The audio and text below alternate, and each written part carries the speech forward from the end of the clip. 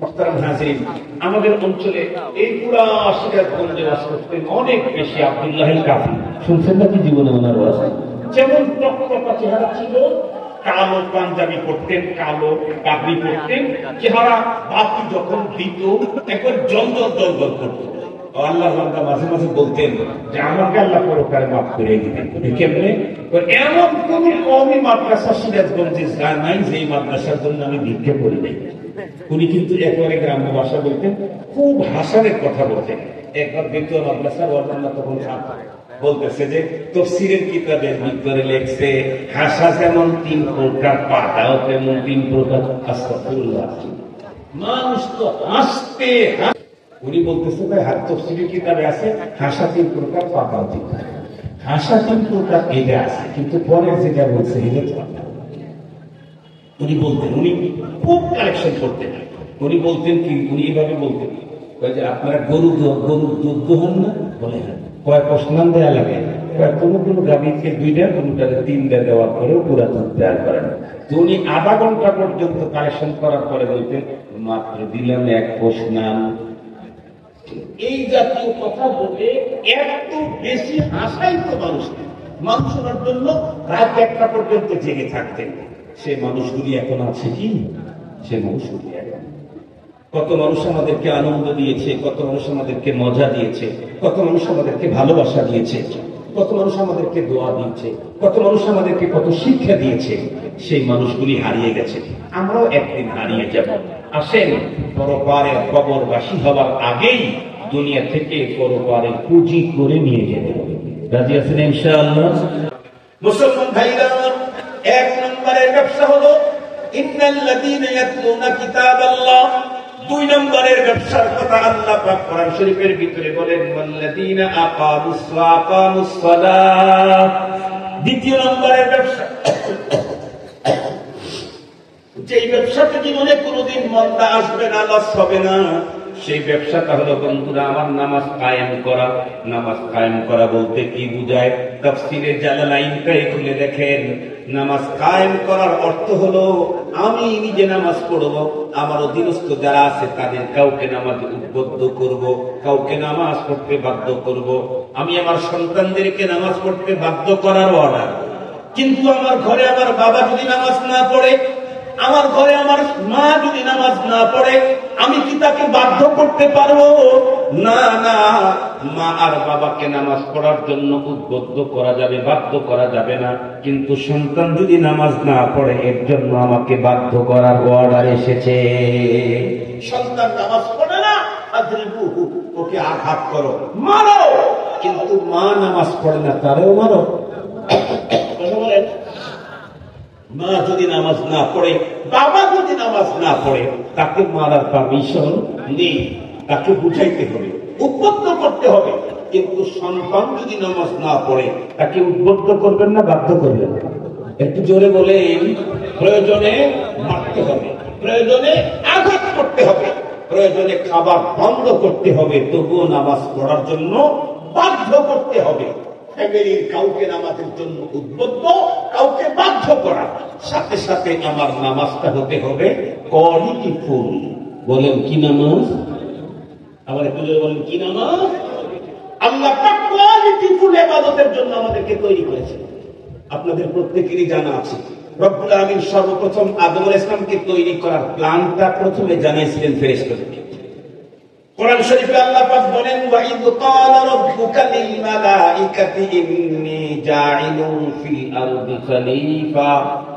ফেরেশতারা তখন উত্তর করেছিলেন আতাজআলু ফিহা মান ইউফসিদু ফিহা ওয়া ইয়াসফিকুদ দিমা ওয়া নাহনু নুসাব্বিহু বিহামদিকা ওয়া নুকদ্দিসু লাক। ফেরেশতারা জানতে পেরে উত্তর করলেন আল্লাহ, এমন কোন একটা নতুন আপনি প্রোডাক্ট তৈরি করতে চাচ্ছেন যারা দুনিয়াতে এসে খুন খারাপি করবে। আমরাই তো আপনার তাসবিহ তাকদীস তাহলিল ইবাদতের জন্য যথেষ্ট আছি। আল্লাহ পাক তখন উত্তর করলেন ইন ক্বালা ইন্নী আ'লামু মা লা তা'লামুন। ফেরেশতা, আমি যা জানি তোমরা তা জানো না। এর অর্থটা কি? অনেক ব্যাখ্যা মুফাসসিরিনে কেরাম লিখেছেন, তার ভিতরে একটা হলো, তোমরা যেই মানের ইবাদত করো ওই মানের ইবাদতের জন্য আমি নতুন প্রোডাক্ট তৈরি করি না। নতুন প্রোডাক্টদেরকে যেই মানের ইবাদতের জন্য তৈরি করতেছি ওই মানের ইবাদত করার যোগ্যতা তোমরা ফেরেশতাদের মধ্যে নাই। ফেরেশতাদেরকে আল্লাহ পাক মানুষদেরকে কোন ইবাদতের জন্য তৈরি করেছেন? লম্বা কথা বলতে গেলে সময় লাগবে, একটা মাত্র কবিতা পড়বো। এক কবিতার ভিতরে যাদের বুঝার বুঝে ফেলতে পারবেন, কবি বলেন, দর্দে দিল কি বাসতে पैदा किया इंसान को वरना तौअत के लिए कुछ कम न था तन्नूबिया। दर्द दिल की वास्ते पैदा किया इंसान को वरना तौअत के लिए कुछ कम न था तन्नूबिया। কোয়ালিটিফুল তাসবিহের জন্য আল্লাহ মানুষ তৈরি করলেন, কোয়ালিটিফুল তাহলিল লা ইলাহা ইল্লাল্লাহর জিকিরের জন্য আল্লাহ মানুষ তৈরি করলেন, কোয়ালিটিফুল নামাজের জন্য আল্লাহ মানুষ তৈরি করলেন, কোয়ালিটিফুল সিজদার জন্য আল্লাহ মানুষ তৈরি করলেন। এখন কথা হলো, আমি কোয়ালিটিফুল সিজদা কেমনে দেব, আমি কোয়ালিটিফুল নামাজ কেমনে আদায় করব? কোরআনে হাকিমে আল্লাহ পাক তাও বলে দিয়েছেন। আল্লাহ পাক বলেন, লাকাদ কানা লাকুম ফি রাসূলিল্লাহি উসওয়াতুন হাসানাতুন লিমান কানা ইয়ারজুল্লাহ ওয়াল ইয়াউমাল আখির ওয়া যাকারাল্লাহা কাসীরা। তোমাদের প্রত্যেকের জন্য রয়েছে আমার নবীজির ভিতরে উত্তম আদর্শ। তার মানে আমার নবীজির নামাজ ছিল কোয়ালিটিফুল। আমি যদি আমার নামাজটা নবীজির নামাজের মতো করতে পারি, আমার নামাজ হবে কোয়ালিটিফুল। আমার পয়গম্বরের তেলাওয়াত ছিল কোয়ালিটিফুল। আমার পয়গম্বরকে আল্লাহ তেলাওয়াতে আমার মডেল বানায় দিলেন। তুমি তেলাওয়াত করবা, তোমার মতো তেলাওয়াত করলে কোয়ালিটিফুল হবে না। তোমার তেলাওয়াত আমার পয়গম্বরের তেলাওয়াতের মতো হতে হবে। তোমার রুকু আমার পয়গম্বরের রুকুর মতো হতে হবে। তোমার সিজদা আমার পয়গম্বরের সিজদার মতো হতে হবে। দুঃখের সাথে বলতে হয়, রব্বুল আলামিন শুধু ইবাদতের জন্য আমাদেরকে তৈরি করেন নাই, তৈরি করেছেন কোয়ালিটিফুল ইবাদতের জন্য। শুধু ইবাদত বন্ধুরা আমার ফেরেশতারাই করতে পারত, কিন্তু দুঃখের বিষয় হলো কোয়ালিটিফুল ইবাদত তো বহু দূরের কথা, আমরা তো আল্লাহর ইবাদতের সঙ্গেই লেগে থাকি না। কোয়ালিটি তো বহু দূরের কথা, নামাজই তো ঠিক মতো পড়ি না, রোজাই তো ঠিক মতো রাখি না, সেজদাই তো যাই না, কোয়ালিটিফুল সিজদা তো অনেক দূরের কথা। মুহতারাম হাজিরিন, রব্বুল আলামিন আমাদেরকে কোয়ালিটিফুল ইবাদতের জন্য তৈরি করেছেন। ইকামতে সালাত মানে নামাজটাকে কোয়ালিটিফুল করতে হবে। 3 নাম্বার হলো ওয়া আনফাকু মিম্মা রাযাকনাহুম সিররান ওয়া আলানিয়া।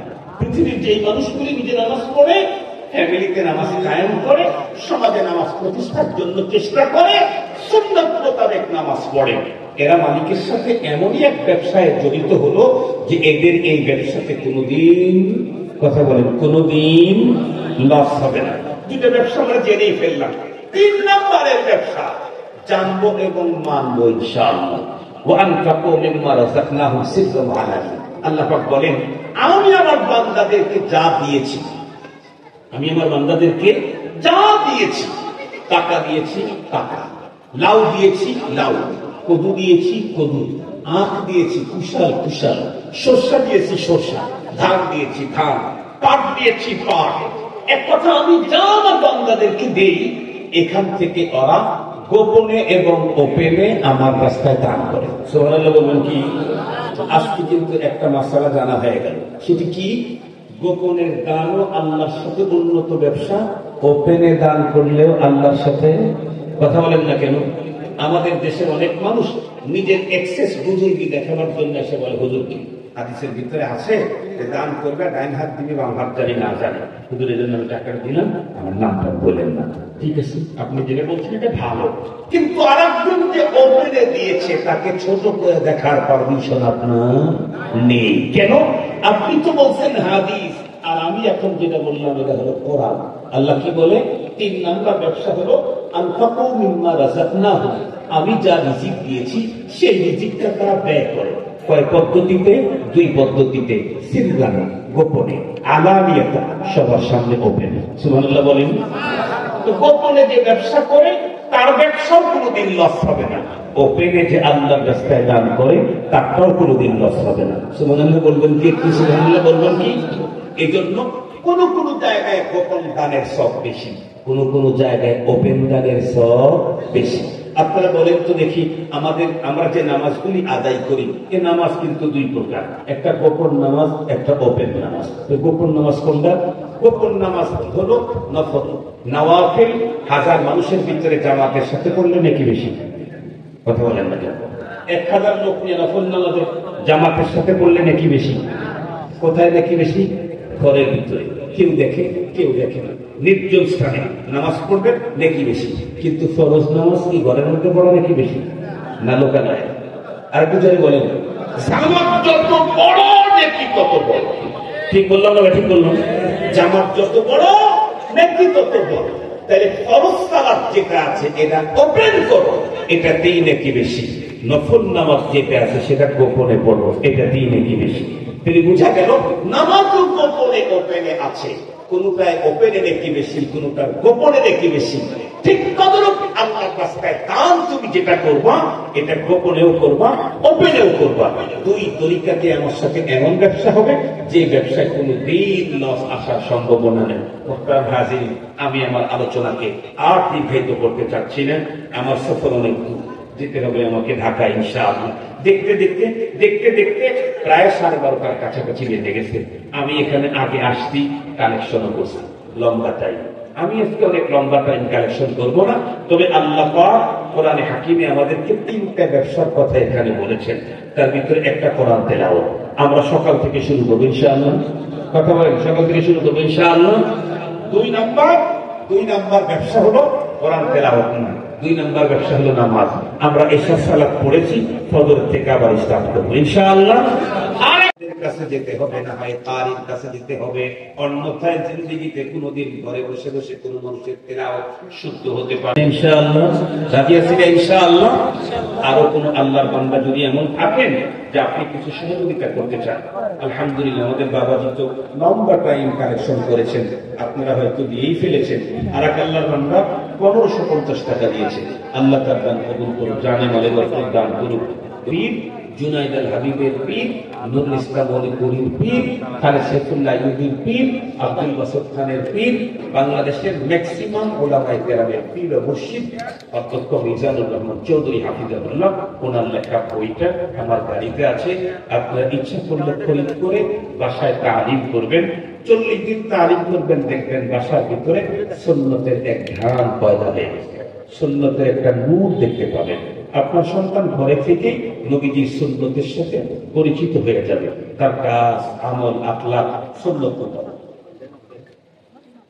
মাদ্রাসার এক ছাত্র আগে 1000 দিয়েছে, আরো একজন 1000 টাকা নিয়ে আসছে, আরো এক আল্লাহর বান্দা 500 টাকা নিয়ে আসছে। আল্লাহ দান কবুল করুন।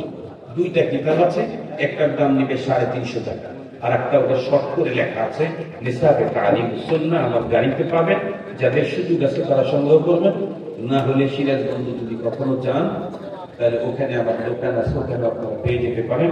ঢাকায় গেলে বাংলা বাজারে আপনারা পাবেন। এই কিতাবটা কিনে পাশে রাখবেন। আর ছাত্রদের জন্য দরকার, আলেমের জন্য দরকার, সাধারণ লোকের জন্য দরকার। আল্লাহ তাআলা আমাদের সকলকে টোটাল জীবনে পরকালের পুঁজি করার তৌফিক দান করুক। দুনিয়া থেকে আখিরাতের পুরা পুঁজি নিয়ে আখিরাতের দিকে অগ্রসর হওয়ার তৌফিক দান করুক। ওয়া আখিরু দাওয়ানা আলহামদুলিল্লাহি রাব্বিল আলামিন। পেশ করার জন্য সবিনয় অনুরোধ করছি।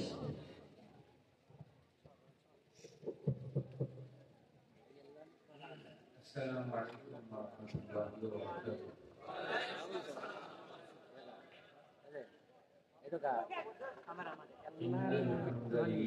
আলহামদুলিল্লাহ, তো আপনি তোলেন একটু না, তোলা দেবো না, তোলা দেবো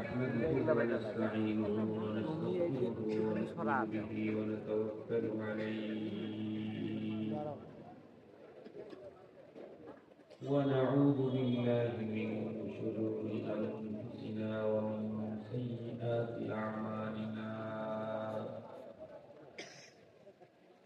من يهده الله فلا مضل له ومن يضلل فلا هادي له ونشهد أن لا إله إلا الله وحده لا شريك له ونشهد أن سيدنا وسندنا وحبيبنا وشفيعنا وطبيبنا وطبيب قلوبنا وأولانا ومولانا محمدا عبده ورسوله الذي أرسله بالحق إلى الخلق بشيرا ونذيرا وداعيا إلى الله بإذنه وسراجا منيرا أما بعد فأعوذ بالله من الشيطان الرجيم بسم الله الرحمن الرحيم إن الذين يتلون كتاب الله وأقاموا الصلاة وأنفقوا مما رزقناهم سرا وعلانية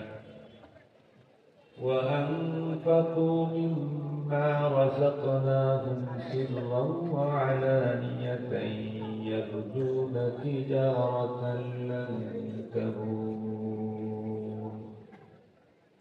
وقال صاحب القرآن صلى الله عليه وسلم يقال لصاحب القرآن اقرأ وارتقي ورتل كما كنت ترتل في الدنيا فإن منزلك عند آخر آية تقرأها أو كما قال عليه الصلاة والسلام صدق الله مولانا العظيم وصدق رسوله النبي الأمي الكريم ونحن على ذلك لمن الشاهدين والشاكرين والذاكرين والحمد لله رب العالمين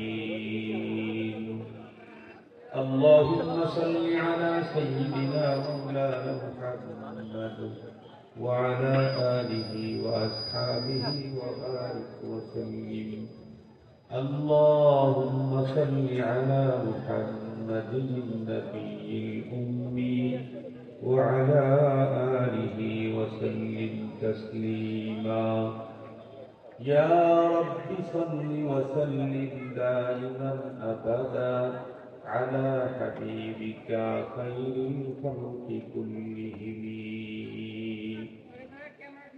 আজ 29 অক্টোবর 2024 ইংরেজি মঙ্গলবার দিবাগত রাত সিরাজগঞ্জের সদরগা মদিনাতুল উলুম কওমি হাফিজি মাদ্রাসার ইন্তেজামে আয়োজিত 44তম সালানা নামাজ মাহফিলের সদর ইজলাস সম্মানিত সভাপতি মুআজ্জাজ হযরত হুজুর উলামায়ে কেরাম বিভিন্ন দ্বীনি মাদারিস থেকে আগত হাদিস তালাবা বিভিন্ন অঞ্চল থেকে সমাগত সম্মানিত সুধী সর্বপ্রথম মহান আল্লাহ পাকের দরবারে আলিশান লাখো কোটি শুকর যে রব্বুল ইজ্জত বড় দয়া করে মায়া করে ভালোবেসে আমাদের হায়াতকে দীর্ঘায়িত করে আজকের এই মুহূর্ত পর্যন্ত সুস্থ সবল রেখে দুনিয়ার নানা ব্যস্ততাকে পিছনে ফেলে রেখে দ্বীনের নিসবতে কোরআন পাকের মুহাব্বতে জান্নাতি আয়োজনে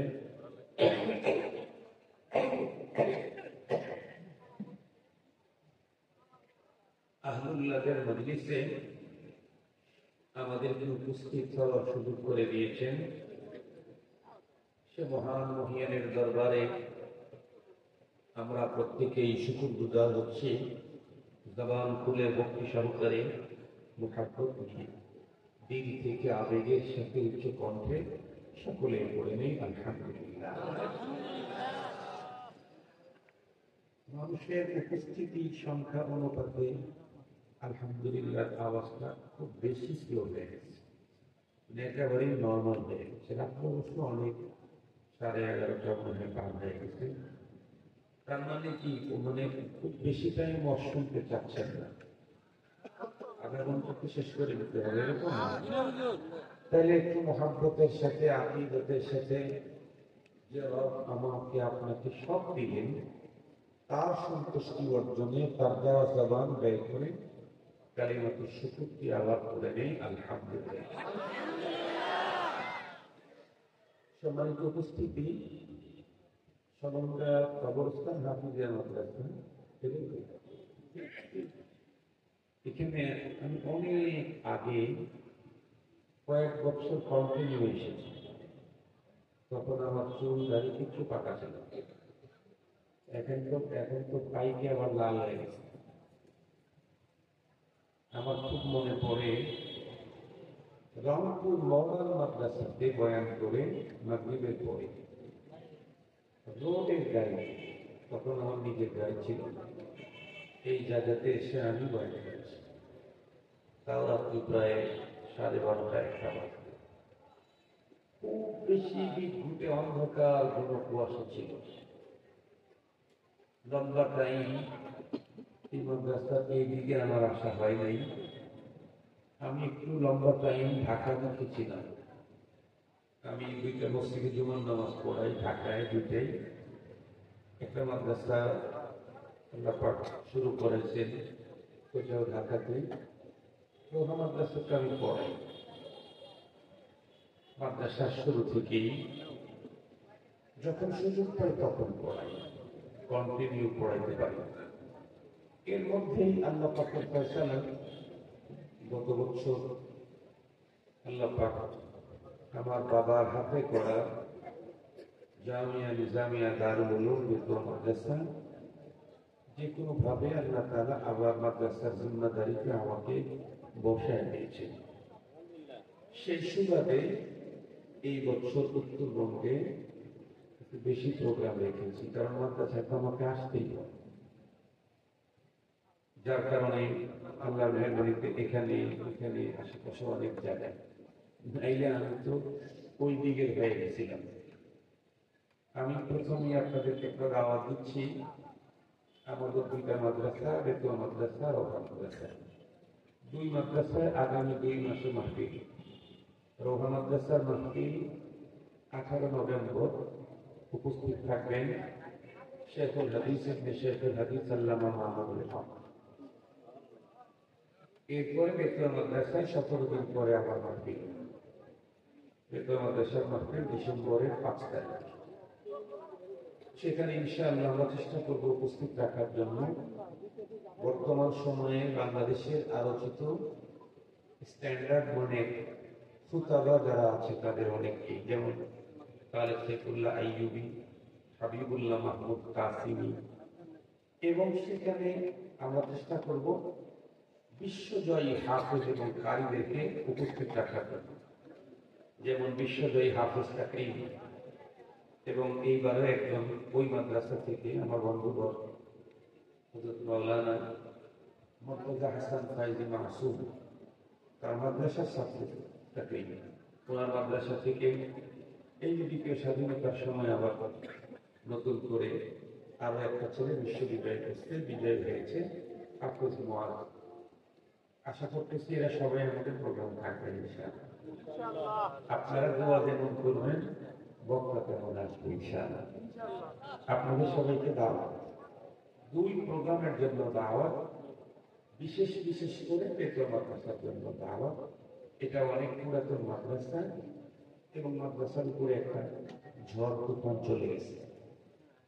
এই জন্যই মাদ্রাসার জন্য আপনাদের সহযোগিতা উপস্থিতি বেশি প্রয়োজন মনে করি।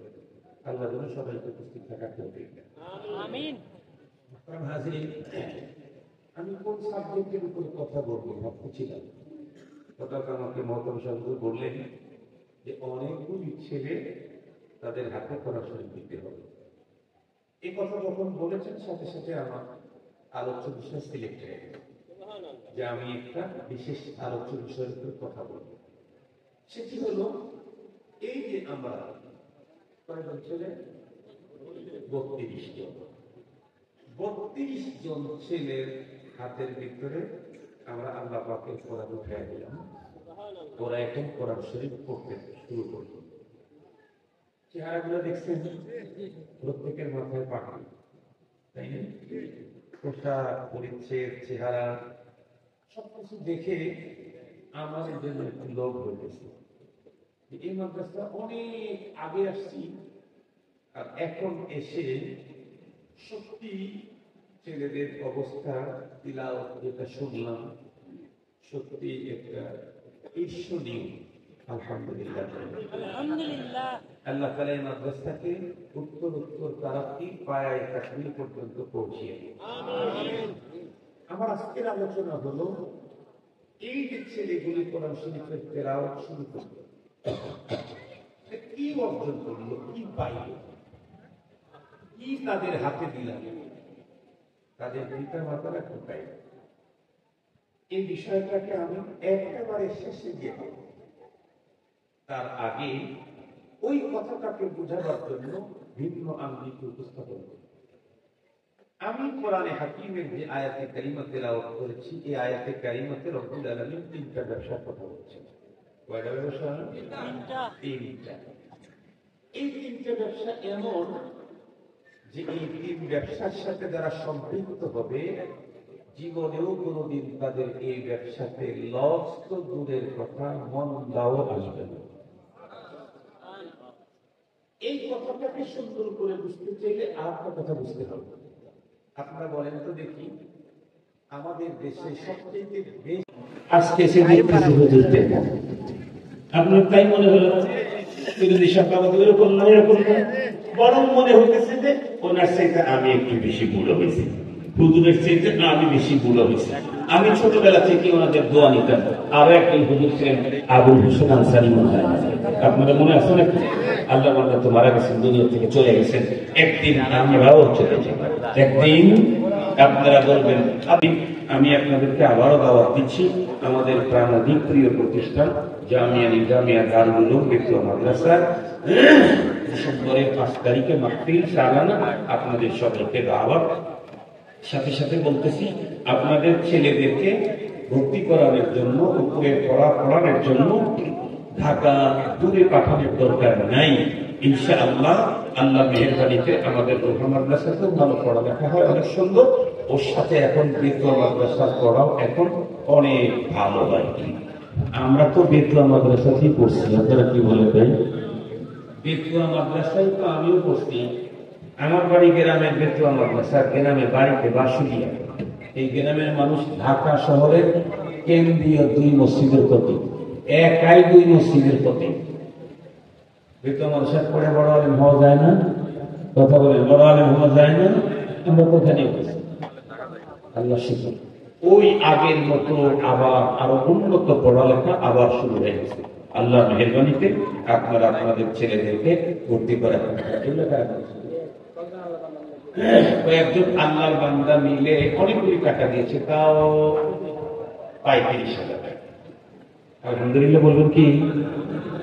আল্লাহ তাআলা সবার দান করুন, জানি আল্লাহ তাআলা বরকত দান করুন। আজকে যে সমস্ত অভিভাবকের সন্তানেরা কোরআন শরীফ হাতে নিল, তারা নিশ্চিত থাকবেন বিল গেটস তার সব ব্যবসা দিয়ে যতটুকু ইনকাম করার যোগ্যতা অর্জন করেছে, তার চাইতে অনেক বড় ইনকামের ব্যবস্থা আপনাদের সন্তানদেরকে আল্লাহ তাআলা করে দিয়েছে। সেটা হলো বিল গেটসের সেকেন্ডে সেকেন্ডে টাকা ঢোকে, ডলার ঢোকে, আর আপনাদের সন্তানদের তিলাওয়াতে সেকেন্ডে সেকেন্ডে আপনার এবং আপনার সন্তানের আমলনামায় 2 জায়গায় নেকি দিতে হবে। আপনার সন্তানের আমলনামায় ঢুকবে, আপনার আমলনামায় ঢুকবে। আল্লাহ তাআলা আমাদের সকলকে মহান রবের সাথে 3টা বড় ব্যবসায় আজীবন লেগে থাকার তৌফিক দান করুন। 1 নম্বর ব্যবসা কোরআন তেলাওয়াত, বলেন 1 নম্বর ব্যবসা। 2 নম্বর ব্যবসা ইকামতে সালাত, বলেন 2 নম্বর ব্যবসা ইকামতে সালাত। 3 নম্বর ব্যবসা ইনফাক ফি সাবিলিল্লাহ। 3 নম্বর ব্যবসা বলেন ইনফাক ফি সাবিলিল্লাহ, আল্লাহর রাস্তায় দান। আল্লাহ আমাদেরকে তৌফিক দান করুন। আমি আপনাদের কাছে দোয়া করি।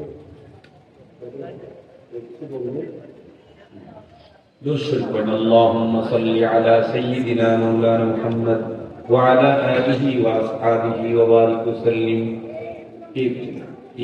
আপনারা রুমাল দিচ্ছেন, ছেলেরা নিয়ে আসতে আগের রুমাল দিয়েছিল, আপনারা সহযোগিতা করেছেন। আমারও ছেলেরা ব্যাগ নিয়ে আসছে, একেবারে খালি হাতে ফেরত দিয়ে 10টা টাকা দেন, 20টা টাকা দিয়ে মেয়েকে সাহায্য, তার মাগফিরাতের জন্য, তার মেয়ে মাগফিরাতের জন্য 700 টাকা দিয়েছে। আল্লাহ তাআলা দান কবুল করুক, বাবাকে আল্লাহ তাআলা মাফ করে দিন, আমাদের আপনজনদেরকে আল্লাহ তাআলা মাফ করুক। ছেলেরা যেহেতু ব্যাগ নিয়ে ঢুকে পড়েছে, 10-20 টাকা পকেটে যদি থাকে অবশ্যই দেন। কারো ব্যাগটা যেন একেবারে ফাঁকা না থাকে, কারো ব্যাগ যেন একেবারে ফাঁকা না থাকে। 20 টাকা, 50 টাকা, 100 টাকা যতটুকু পারেন একবার দিয়েছেন, আবার দেন। বাড়িতে না প্রতি সপ্তাহে 2বার বাজার করা লাগে, আবার কোনো দিন মেহমান আসলে একদিনে 2বার বাজার করা লাগে। কি বলেন, একদিন 2বার বাজার করা লাগে না? মেহমান আসলে নিজের জন্য কি বাজার করতেছে একটু ফিকির করা দরকার। আল্লাহ পাক আমাদের সকলকে দুনিয়া আখিরাতের কল্যাণ দান করুন। আলহামদুলিল্লাহি রাব্বিল আলামিন, والصلاة والسلام على سيد الأنبياء والمرسلين وعلى آله وأصحابه أجمعين. ربنا ظلمنا أنفسنا وإن لم تغفر لنا وترحمنا لنكونن من الخاسرين. ربنا لا تزغ قلوبنا بعد إذ هديتنا وهب لنا من لدنك رحمة إنك أنت الوهاب. اللهم حبب إلينا الإيمان وزينه في قلوبنا وكره إلينا الكفر والفسوق والعصيان. اللهم نبّر قلوبنا بنور القرآن وزين أخلاقنا بزينة القرآن ونجنا من النار بالقرآن وأدخلنا الجنة بالقرآن. اللهم إنك عفو كريم تحب العفو فاعف عنا. رب ارحمهما كما ربياني صغيرا. ربنا هب لنا من أزواجنا وذرياتنا قرة أعين واجعلنا للمتقين إماما.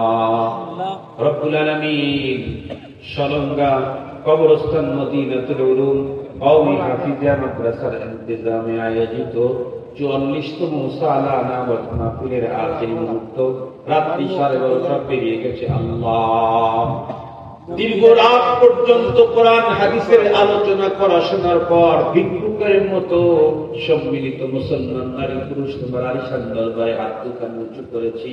মেহেরবানি করে আমাদের প্রত্যেকের আশা বসা আজকের ইন্তেজাম এবং দ্বীনি এই ইদারা কবুল মঞ্জুর করে নাও রব্বুল আলামিন। আমাদের প্রত্যেকের তামাম জীবনের সমুদায় গুনাহগুলি মাফ করে দাও।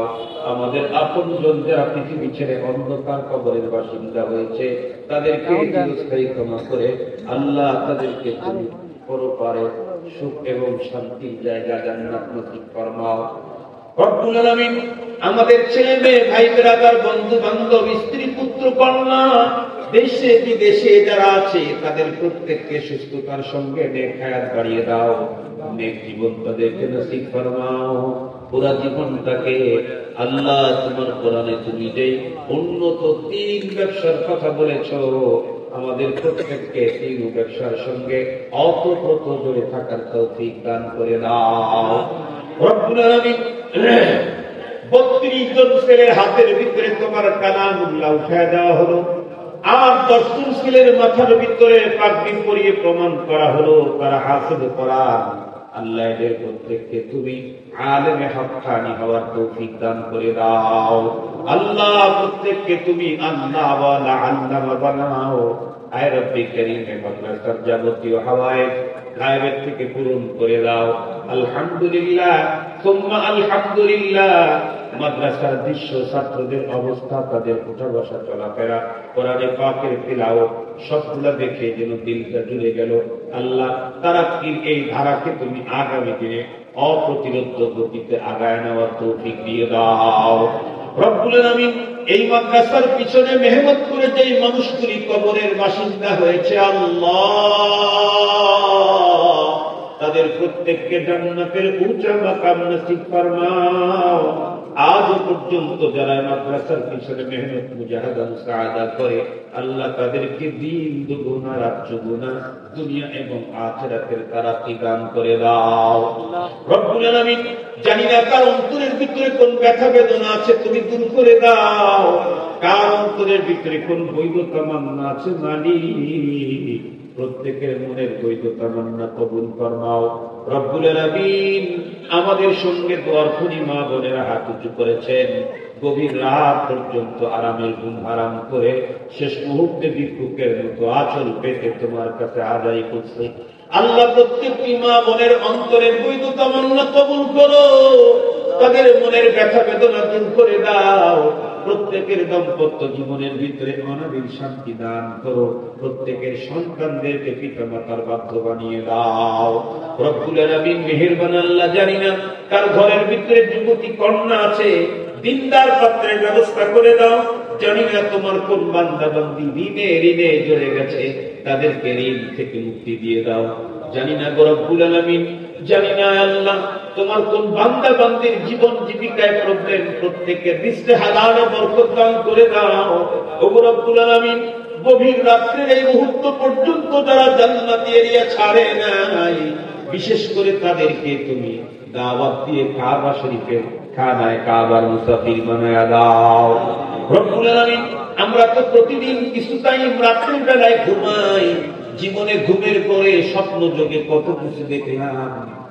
আমরা তোমার কুদরতের পায়ে পড়ে বলি, মৃত্যুর আগে একবার হলেও তুমি তোমার পেয়ারা হাবিবের নূরানি চেহারাখানা আমাদেরকে দেখায়া দাও।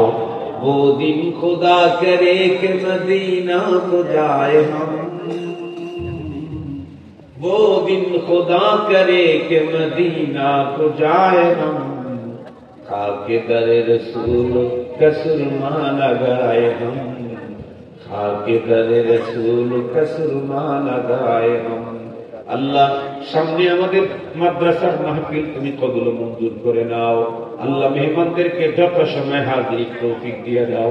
আল্লাহ, তোমার উপরে ভরসা করে ঢাকার বাড়িতে 3.5 কোটি টাকা মূল্যের মাদ্রাসার জায়গা কেনার সিদ্ধান্ত হয়েছে। আল্লাহ, গায়েবের থেকে তামাম টাকার ব্যবস্থা করে দাও। আল্লাহ, মডেল একটি মাদ্রাসা সেখানে প্রতিষ্ঠা করার মতো তৌফিক আমাদেরকে নসিব ফরমাও রব্বুল আলামিন। তোমার কুদরতের পা জড়া ধরে বলি, আল্লাহ উলামাতুল আমাদেরকে তোমার খাজানায়ে ইলম থেকে ইলম দাও, প্রত্যেকের ইলমের ভিতরে অমত দান করো, ইলম অনুযায়ী আমলের তৌফিক দান করো, প্রত্যেকের আমলের ভিতরে ইখলাস দান করে দাও। সুবহান রাব্বিকা রাব্বিল ইজ্জাতি আম্মা ইয়াসিফুন ওয়া সালামুন আলাল মুরসালিন ওয়ালহামদুলিল্লাহি রাব্বিল আলামিন। আমিন برحمتك يا أرحم الراحمين। السلام عليكم।